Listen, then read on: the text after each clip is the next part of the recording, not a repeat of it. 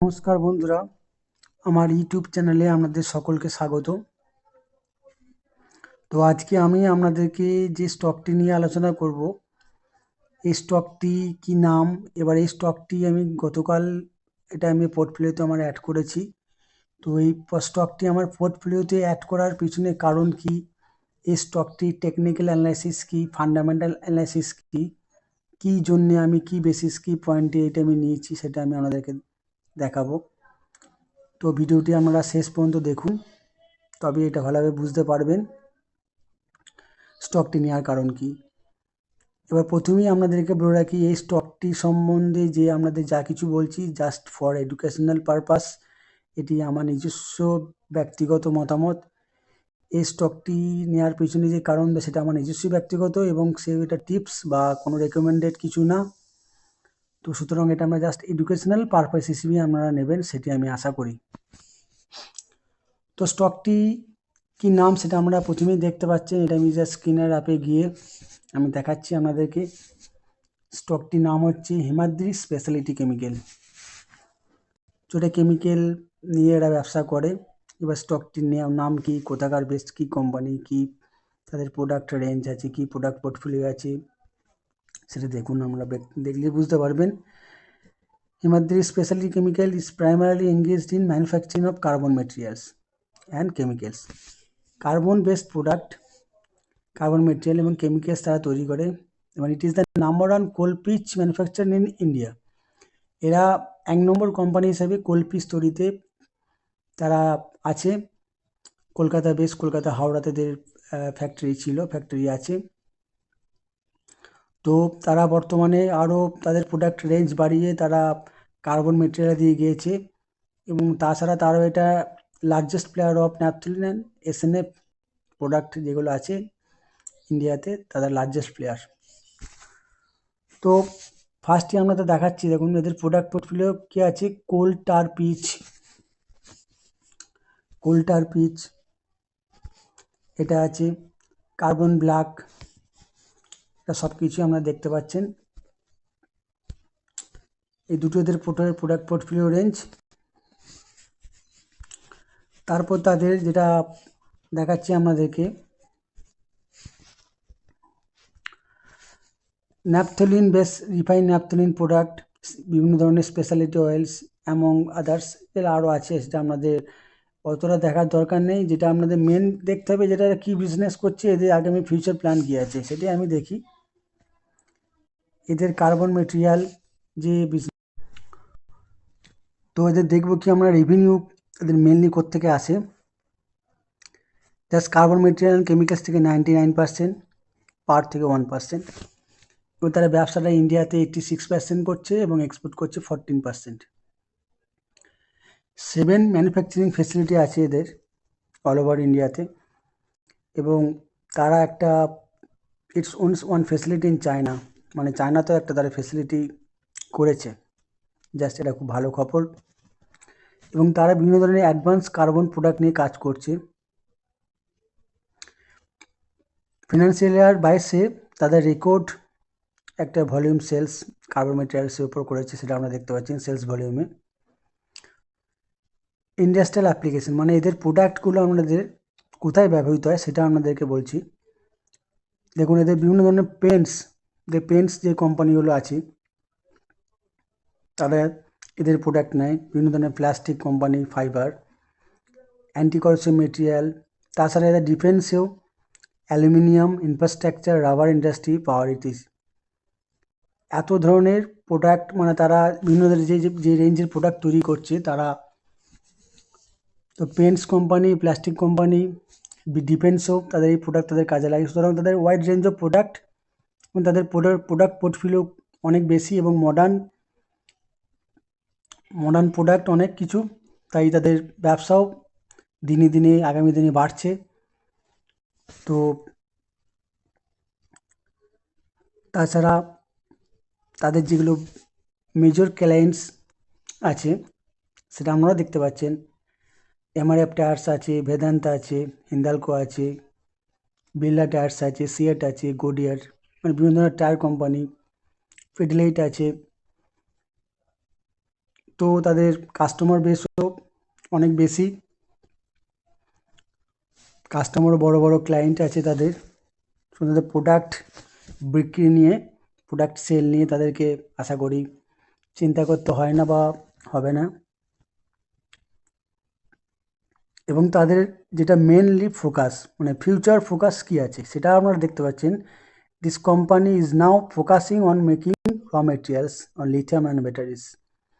মানে lithium and মানে যেটা ইলেকট্রিক ভেহিকেল ইভি তৈরিতে যেটা লিথিয়াম অ্যান্ড ব্যাটারি লাগে, সেই ব্যাটারিতে যে র মেটেরিয়ালস লাগে সেই র মেটেরিয়ালস তৈরিতে তারা তাদের ফোকাস রেখেছে। সুতরাং তারা ফিউচার ফোকাসেও তাদের কোম্পানির দিকে কোম্পানি নজর করছে। সো হিমাদ্রি স্পেশালিটি কেমিক্যাল খুব একটা দিন দিন তাদের মানে product range, wide product range বাড়ছে ফোকাসে। তারা যেভাবে মানে ফিউচার যেভাবে যা কিছু অ্যাডাপ্ট করছে তার উপর তারা নতুনত্ব নিয়ে কাজ করছে, সুতরাং সেটা সমস্ত কোম্পানির পক্ষে ভালো। সেই হিমাদ্রি স্পেশালিটি কেমিক্যাল সেটাই করছে। কোম্পানির মার্কেট ক্যাপিটালাইজেশন দেখতে পারেন 23,059 কোটি টাকা। এছাড়া এইসব যেগুলো ফান্ডামেন্টাল এগুলো আছে সেগুলো আমরা দেখে নিতে পারেন। যেমন তাদের মধ্যে আমি দেখাবো ROC, return on capital investment 19%, যেটা মোটামুটি ভালো। দেখুন আমি EPS দেখবেন, আর্নিং পার শেয়ার দেখুন 9 টাকা, যেটাও ভালো। এবং এই স্টকটি দেখুন প্রোস অ্যান্ড কনসে কী আছে। প্রোস আছে রিডিউস ডেপ্ট, তাদের ডেপ্ট যেটা আছে মানে যেটা তাদের ঋণ আছে সেটাও দেখতে পারেন অনলি 605 কোটি টাকা। যে ঋণটা আছে অনলি 605 কোটি টাকা। তাদের মার্কেট ক্যাপিটালাইজেশন আছে 22,000 সামথিং কোটি, কত আছে।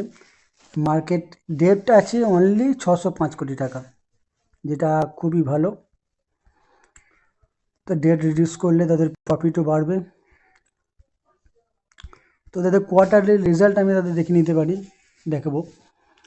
যেটা হচ্ছে সেলস দেখুন 2013 সাল থেকে 2024 সালে তাদের সেলস প্রত্যেক বছরই সেলস তারা যথেষ্টভাবে গ্রো করেছে। তাদের অপারেটিং প্রফিটও গ্রো হয়েছে। প্রফিট যে নেট প্রফিট সেটাও গ্রো করেছে, 411 কোটি ছিল লেটেস্ট মানে লাস্ট ফিনান্সিয়াল কোয়ার্টারে, মানে এই বছর যে ফিনান্সিয়াল কোয়ার্টারে তার 411 কোটি টাকা। এবং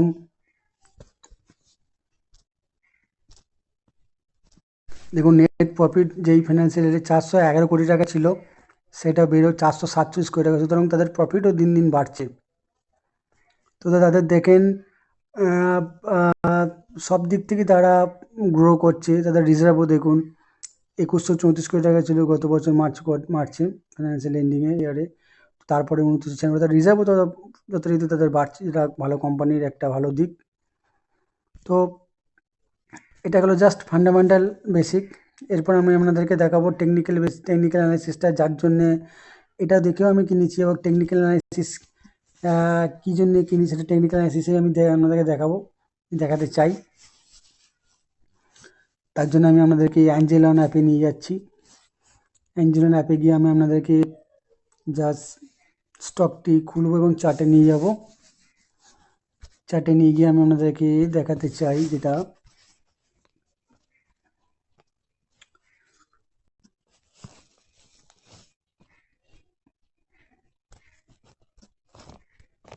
এই যে নন ইন্টারনেট কানেকশন, সরি এখানে ইন্টারনেট কানেকশানটা দিতে হবে, আমি বন্ধ করে রেখেছিলাম।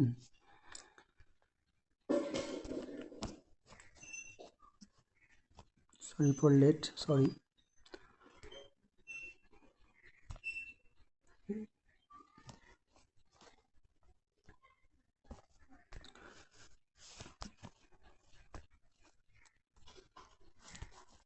Just a minute. স্টকটি আপনাদেরকে টেকনিক্যাল অ্যানালাইসিস করার জন্য আমরা অ্যাঞ্জেলন অ্যাপে চলে এসেছি। অ্যাঞ্জেলন অ্যাপে দেখাচ্ছি আমাদের। দেখুন কালকে এটা 4.36% গেন করেছিল। তো প্রথমে আমি টেকনিক্যাল অ্যানালিসিস দেখার জন্য ফার্স্ট যেটা আমি করি জাস্ট মান্থলি ক্যান্ডেলস্টিক করে দিই। তো মান্থলি করে আমরা দেখতে পাচ্ছেন, যেন দেখাতে চাই।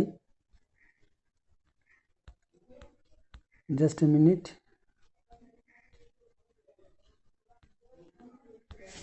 দেখুন এইখান থেকে জাস্ট একটা কমাস, জাস্ট 1 2 3 4 5 6 মাস একটা রেঞ্জের মধ্যে ছিল স্টকটি। তো এখানে একটা রেঞ্জের মধ্যে ঘোরাফেরা করছিল, তারপর রেঞ্জ ব্রেকআউট করেছে। তো যেটা আমি এটাই ফার্স্ট দেখাতে চাই আপনাদেরকে, রেঞ্জ ব্রেকআউট করাতে এটা আপনাদের মানে রেঞ্জ ব্রেকআউটটাই আমার জাস্ট মানে স্টকটা নেওয়ার যে কারণ। মান্থলি রেঞ্জ ব্রেকআউটের পর দেখুন পরপর তারপরে স্টকটি জাস্ট ক্যান্ডেলস্টিক যে মুভমেন্টগুলো আছে সেটা আপ ট্রেন্ডই আছে। এরপরে আমি যে উইকলি করব, দেখুন উইকলিতেও সেই রেঞ্জের মধ্যেই দেখাবে। রেঞ্জ ব্রেকআউট করে জাস্ট রেঞ্জ ব্রেকআউট থেকে রিটেস্ট করে জাস্ট এই থেকে জাস্ট এটা আরও বেরিয়ে গেছে। তারপরে আমি ডেলি ক্যান্ডেলস্টিকে আসবো। ডেলি ক্যান্ডেলস্টিক দেখুন প্রিভিয়াস যেটা আপনার ছিল 10 তারিখে, সেখান থেকে তার পয়েন্ট থেকে ব্রেক করে সেটা বেরিয়ে গেছে। তো এটাই আমার জাস্ট নেওয়ার কারণ। জাস্ট মান্থলিতে রেঞ্জ ব্রেকআউট করেছি, উইকলিতে একটা রেঞ্জের মধ্যে ঘোরাফেরা করছে স্টকটি, তারপর রেঞ্জ ব্রেকআউট করে যেটা বেরিয়ে গেছে। তো রেঞ্জের মধ্যে কিছুদিন স্টক ঘোরাফেরা করলে সেখানে একটা যেদিকে রেঞ্জ ব্রেকআউট হবে বা ব্রেকআউট করেছে সেই ব্রেকআউট থেকেই আমি যে স্টকগুলি আমি যেটা প্রেফার করি, এইটা আমার প্রেফারের অন্যতম প্রধান কারণ। তো নেওয়ার কারণ কালকে এটাই আমার। এবারে স্টকটি আমি জাস্ট স্টপ লস দেখাবো, সেটাও আমি দেখাবো তার প্রিভিয়াস যে ক্যান্ডেলস্টিক দুটো আছে তার লো পয়েন্টে আমি তাদের স্টপ লেগে 427 টাকা মানে স্টপ লস রেখেছি। আমি 460 টাকা সামথিং কিনেছি। তো এটা আমি মোটামুটি যে শর্ট টার্ম যে টার্গেটটা আমাদেরকে রাখবো 400 500 টাকা বা 499 500 টাকা শর্ট টার্ম টার্গেট, মানে 1:1 রেশিওতে এটা আমি টার্গেট রাখছি আপাতত। এবং লং টার্ম টার্গেটের জন্য আমি 600 টাকা লং টার্ম টার্গেট রাখছি। তো এটাই আমার মানে অন্যতম প্রধান কারণ টেকনিক্যাল অ্যানালিসিসে। যে ফান্ডামেন্টাল অ্যানালিসিসে যেটা দেখাচ্ছে তা কোম্পানি গ্রো করছে, তাদের প্রফিট বাড়ছে, তাদের ওয়াইড রেঞ্জ অফ প্রোডাক্ট তাদের নিয়ে আসছে, ব্যবসা বাড়াচ্ছে, ইন্টারন্যাশনালি এক্সপোর্ট করছে, তাছাড়া তাদের ক্যাপেক্স সব দিক থেকে তাদের বাড়াচ্ছে, বা ওয়াইড রেঞ্জ অফ ক্লায়েন্টস তাদের আছে, সুতরাং ব্যবসা তারা ভালো করছে। তার সেই দিকেও যেরকম নজর দিচ্ছি, তার দিকেও টেকনিক্যাল অ্যানালিসিস দিকেও আমাদের নজর দিতে হবে। এবং টেকনিক্যাল অ্যানালিসিস দেখছি আমরা একটা রেঞ্জের মধ্যে কোম্পানি কিছু স্টক ঘোরাফেরা করছে, ঘোরাফেরা করার পর রেঞ্জ ব্রেকআউট করে সেটি বেরিয়ে গেছে, তার জন্য নেওয়াটা প্রধান কারণ। তো আমাদেরকে প্রথমেই বলে রাখি, আমি এই স্টক নিয়ে আমাদেরকে আরও প্রতিদিন বা নিত্য নতুন যে স্টকগুলো আমি নেবো, সেই স্টকগুলি নেওয়ার পেছনে কী কারণ আছে আমি এনাদেরকে প্রতিদিনই বলে থাকবো, মানে যেগুলো আমি নেবো সেগুলি বলবো। তো এই নেওয়ার পেছনে কারণগুলি সেটা আমরা দেখাবো। তো এই কারণগুলি দেখার জন্যে আমি আমাদেরকে অনুরোধ করছি, যদি আপনাদের ভালো লাগে তো আমার এই চ্যানেলটিকে অবশ্যই সাবস্ক্রাইব করুন এবং একটা লাইক করুন। আমি নিত্য নতুন এই ধরনের আরও ভিডিও আমাদের নিয়ে আসবো। ধন্যবাদ।